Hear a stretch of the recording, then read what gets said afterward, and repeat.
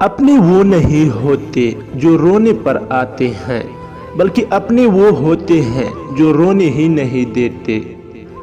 حضرت علی رضی اللہ تعالیٰ عنہ کے پاس ایک یہودی آیا اور کہا کہ آپ لوگ جب عبادت کرتے ہو تو برے خیالات آتے ہیں، جبکہ ہم عبادت کرتے ہیں تو ہمیں نہیں آتے۔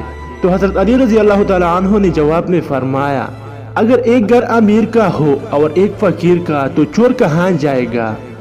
یہودی نے کہا امیر کے گھر جائے گا۔ تو حضرت علی رضی اللہ تعالیٰ عنہ نے فرمایا، تبھی تو شیطان ان کو ستاتا ہے جن کے دل میں اللہ ہے، جن کے دل میں اللہ نہیں ہوتا وہاں ان کا کیا کام۔ اگر کوئی شخص اپنی بھوک مٹانے کے لیے روٹی چوری کرے تو چور کے ہاتھ کاٹنے کی بجائے بادشاہ کے ہاتھ کاٹے جائیں۔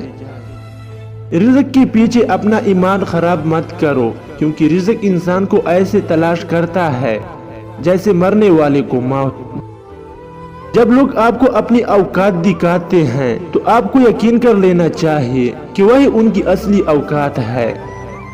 ہمیشہ اپنی چھوٹی چھوٹی غلطیوں سے بچنے کی کوشش کریں، کیونکہ انسان پہاڑوں سے نہیں بلکہ پتھروں سے ٹھوکریں کھاتا ہے۔